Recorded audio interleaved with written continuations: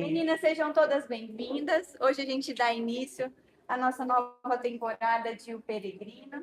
Espero que vocês sejam edificadas, abençoadas por meio dessa leitura. E nós preparamos um mimo para cada uma de vocês, que é uma carta de embarque. Então, agora cada uma aqui está convocada a embarcar junto conosco na peregrinação rumo à cidade celestial. Amém. Sejam todas muito bem-vindas.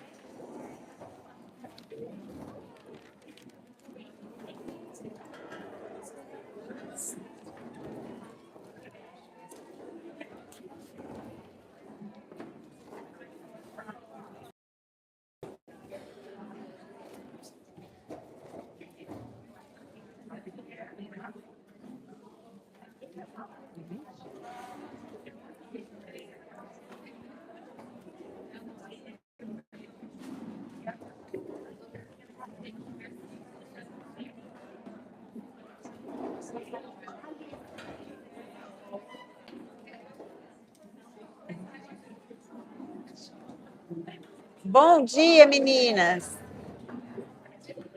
Ai, querida, falei, cadê minha convidada que não chega?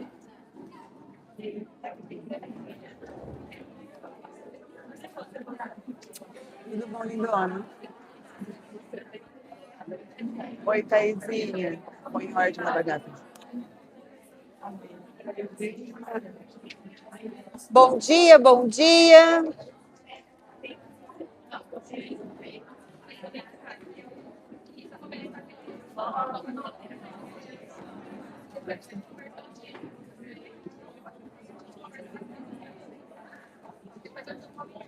Será que vai precisar de mais cadeira? Bom dia! Ai, que bom, pela primeira vez. É um privilégio receber tantas mulheres assim, bem querida. Estou achando a coisa mais linda isso aqui, nem cabe. Paula, providencia um monte mais de mesa e cadeira, viu? Graças a Deus. Bom, estamos iniciando hoje, é um prazer tê-las aqui, tantos rostinhos novos, que a gente possa caminhar, trilhar essa jornada juntas e que seja gostoso. Todas vocês têm o livro? Amém. Amém? Gostaram da apologia? Alguém se assustou com a apologia do início? Não, alguns se assustaram, mas é só uma poesia.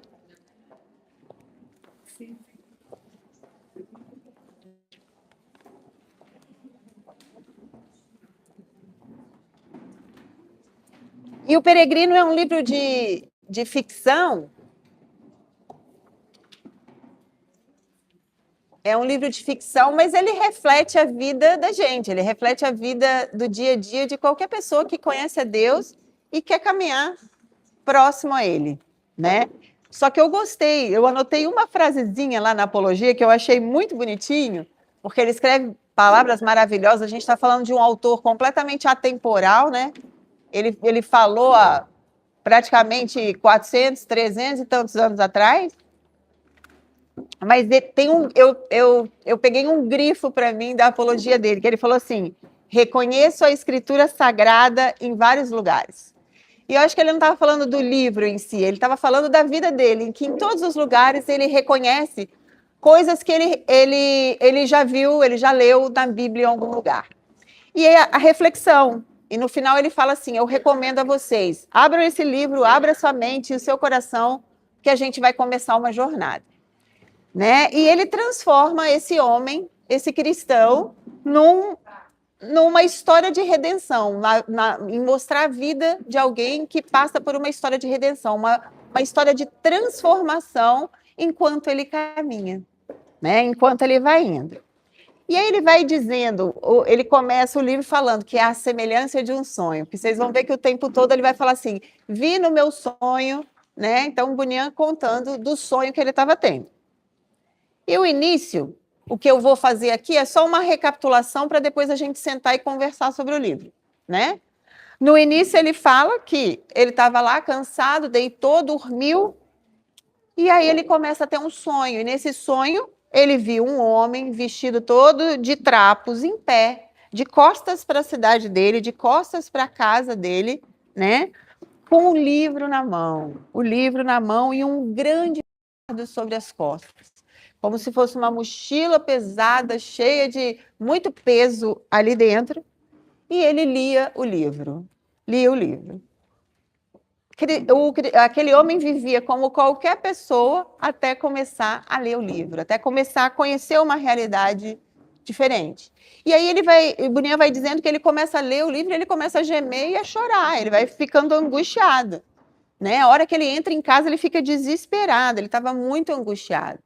Mas aí ele abre a sua mente para a família dele. Ele fala, e eu gosto quando ele diz, eu abro a minha mente para a minha família. Tudo aquilo que está dentro da minha cabeça, eu compartilho com a minha família. Ele falou assim, gente, quando eu li o livro, a cidade, eu entendi que a gente vive num lugar ruim, que é a cidade da destruição, em que aqui, e esse lugar vai ser destruído em algum momento por fogo dos céus.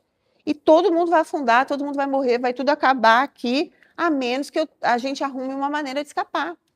E a família vai zombar, vai rir dele, vai achar que ele estava maluco, né? Vocês viram isso.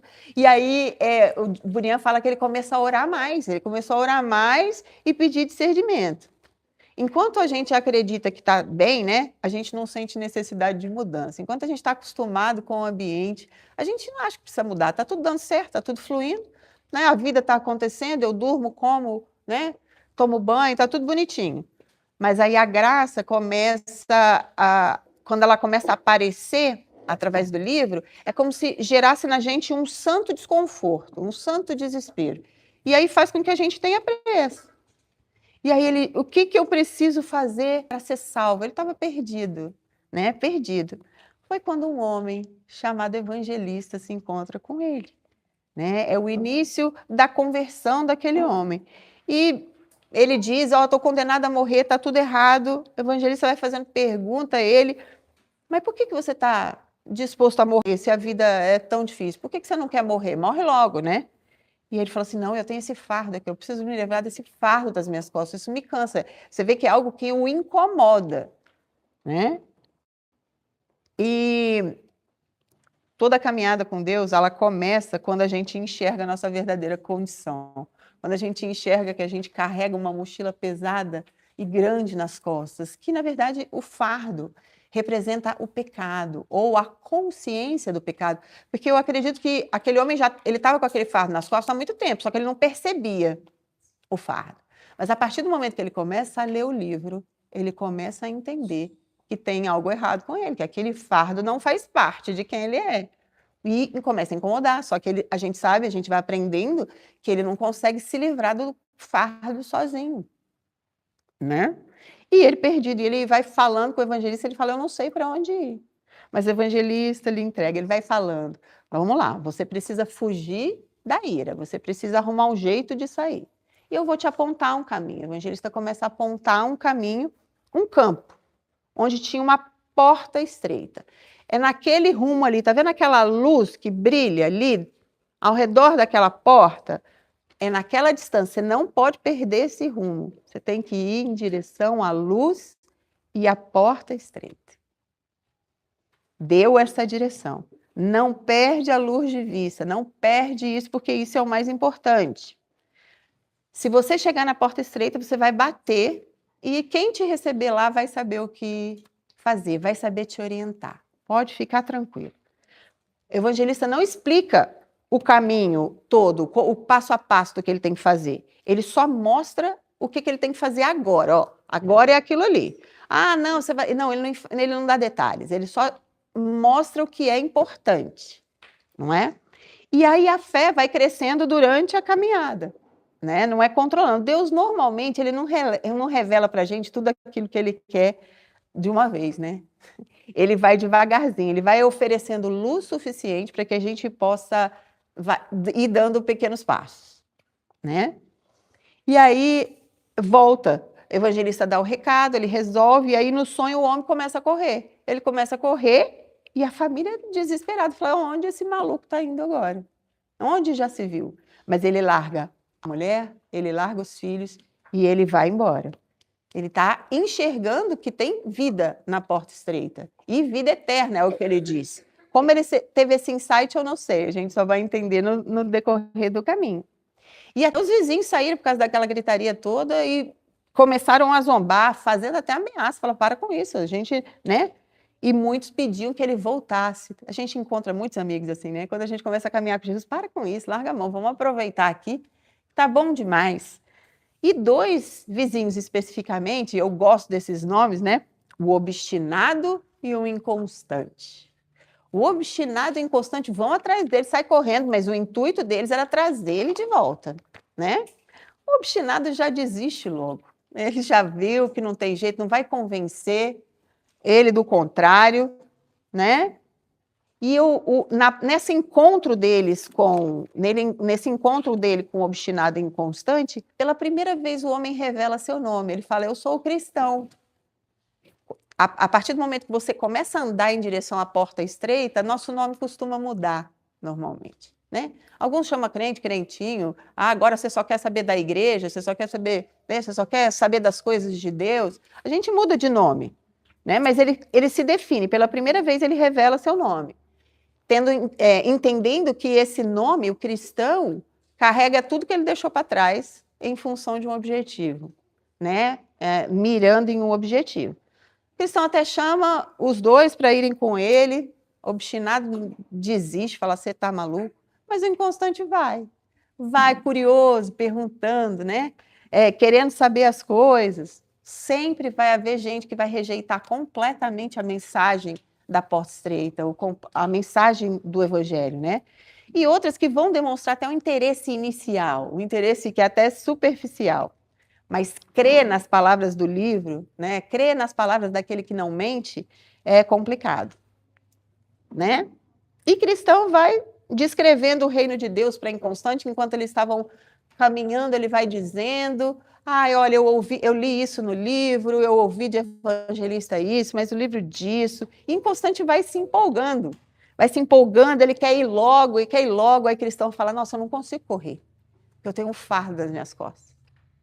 A gente sabe que o inconstante também tinha um fardo, mas ele não tinha consciência do fardo dele. Já cristão começou a ter. Então, ele tinha noção do peso que ele carregava, né? E eles conversando, desatentos, a hora que eles veem, eles estão aonde? Num lamaçal. Caíram na lama, que Boninha vai chamar de pântano do desespero, né? Eles se sujam, e por causa do fardo, a sensação do cristão é que ele está afundando, não consegue se livrar daquilo de jeito nenhum, ele está lá caindo. E o inconstante vai ficando muito bravo. Era para isso? Você não falou que era tudo bonitão? Era tudo maravilhoso nessa cidade? E a gente aqui afundando nessa lama, todo sujo. E ele acaba até desistindo, saindo, ele consegue sair antes e bravo vai embora. Volta para trás, volta para a cidade da destruição. E o cristão, não. Ele sozinho vai afundando e ao longe ele vê um homem que vai se aproximando. E o nome desse homem é Auxílio.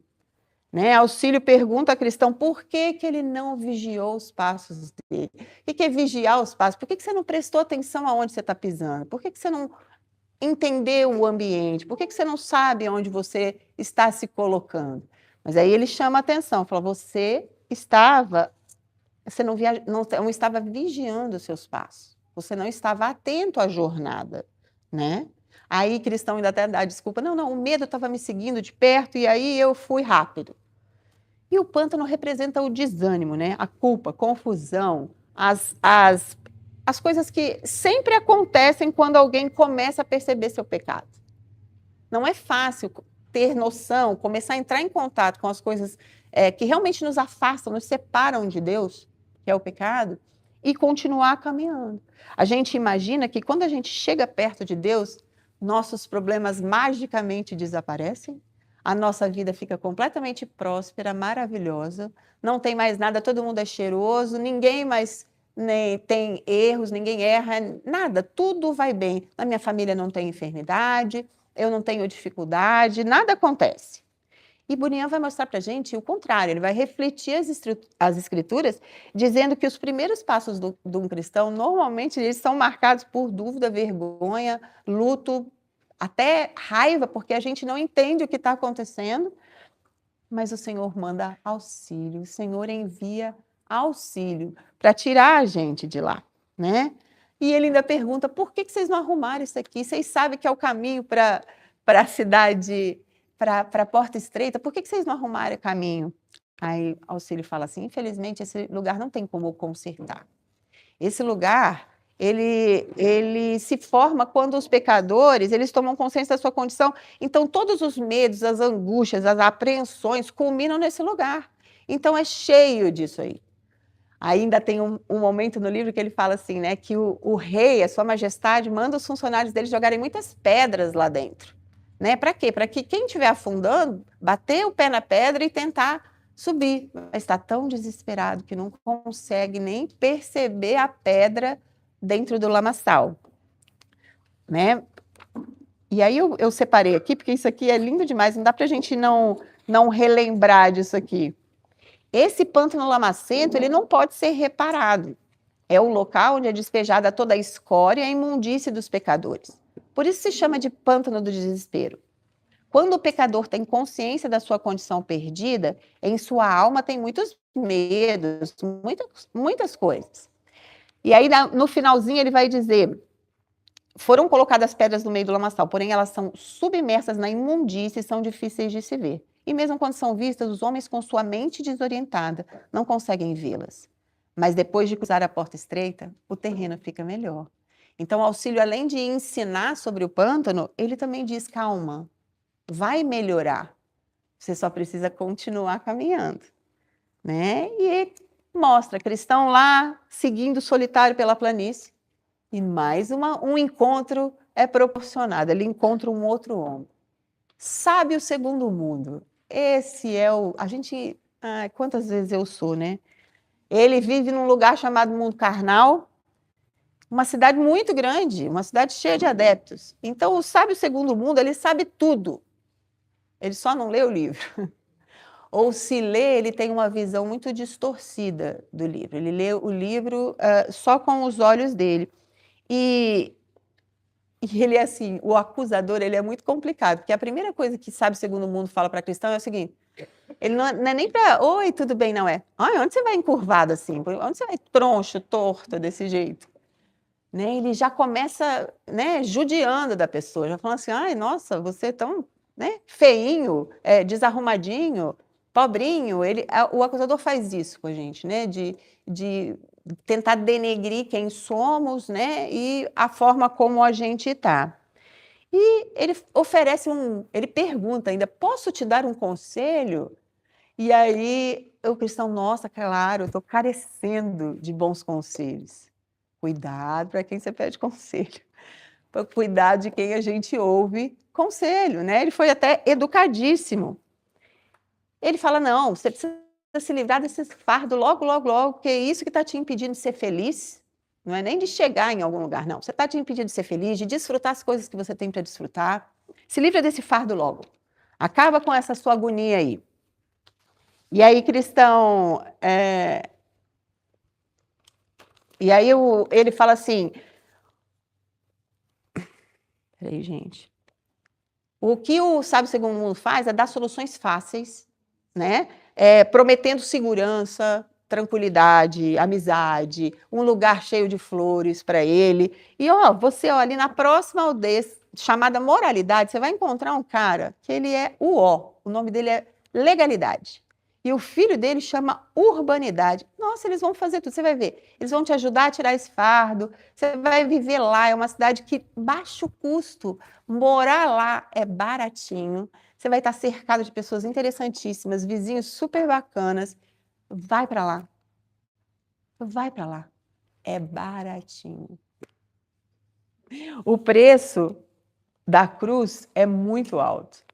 O preço da porta estreita ele é muito alto. Então, imagina oferecer alguma coisa a baixo custo. Então, ele estava dando uma solução praticamente para os tempos modernos, né? Eu preciso de algo bom, rápido e barato. Né? A gente tem que tomar cuidado com isso, inclusive com o evangelho que a gente ouve.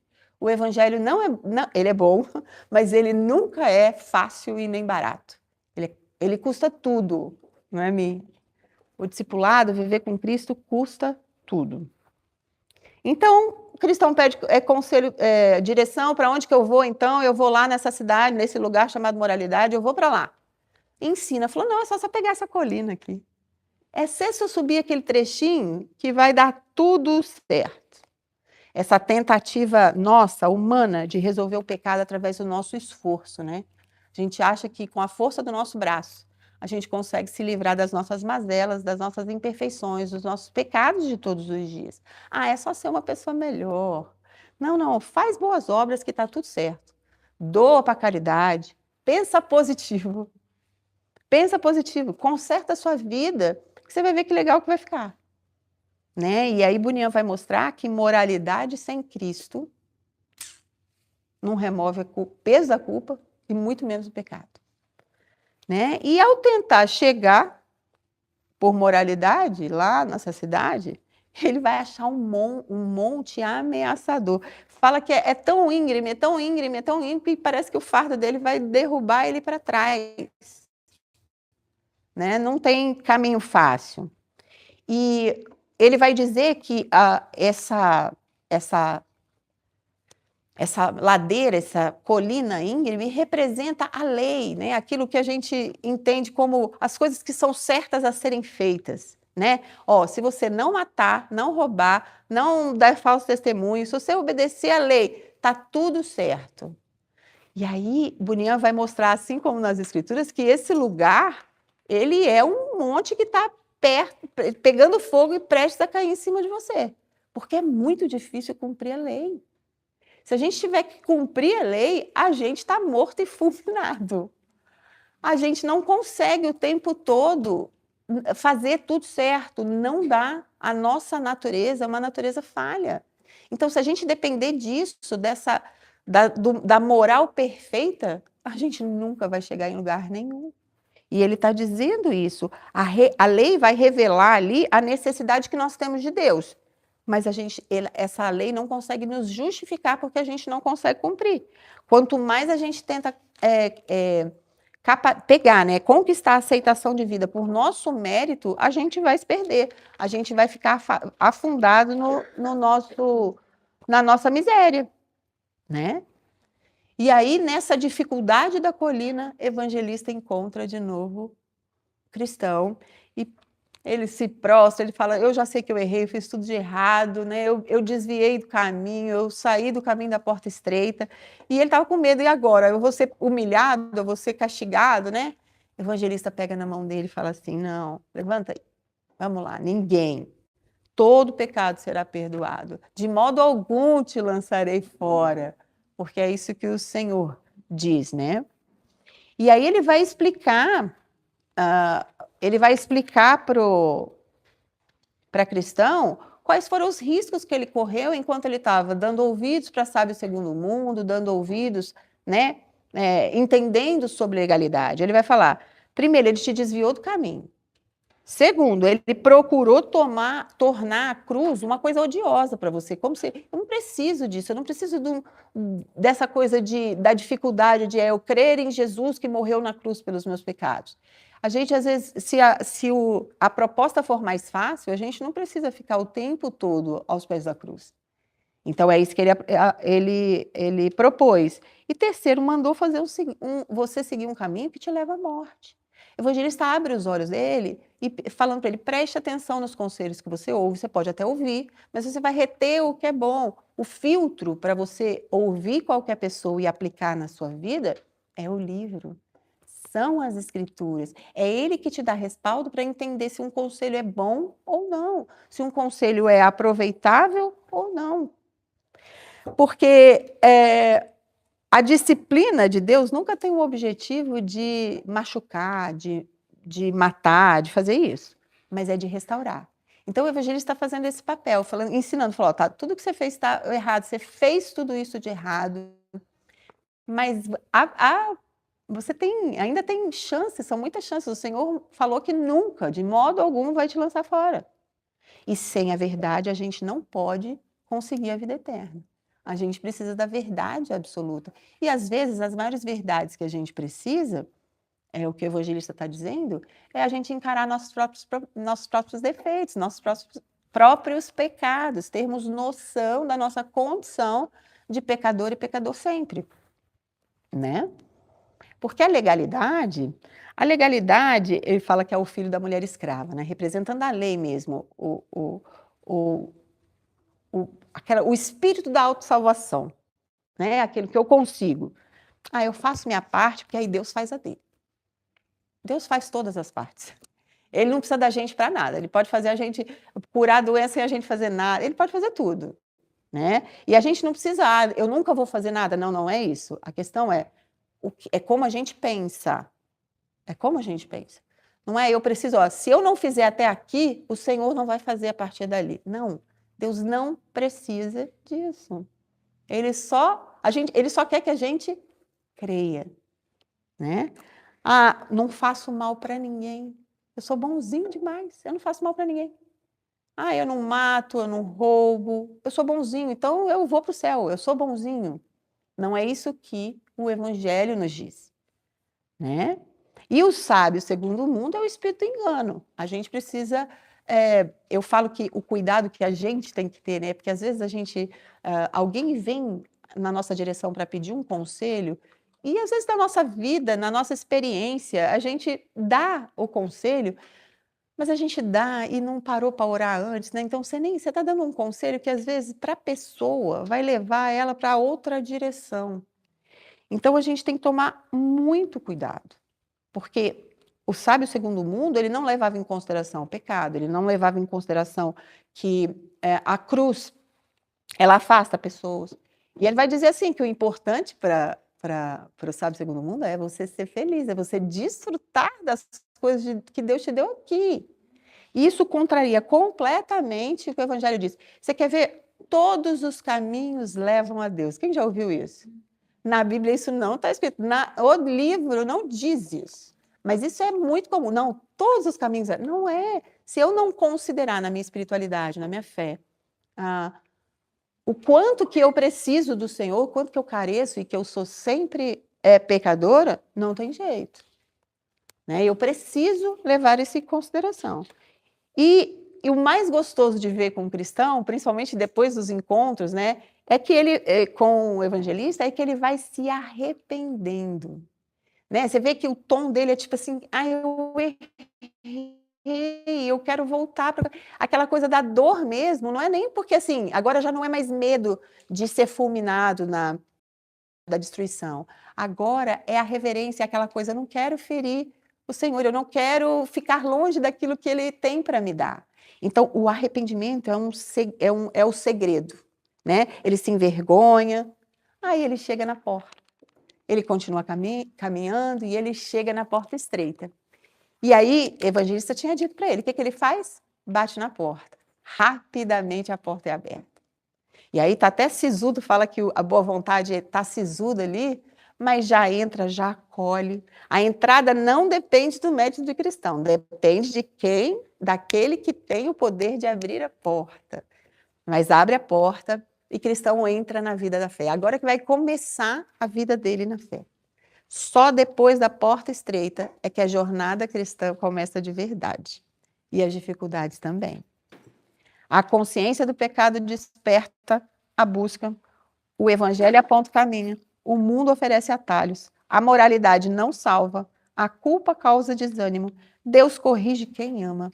E a entrada no reino acontece exclusivamente pela cruz, pela porta estreita.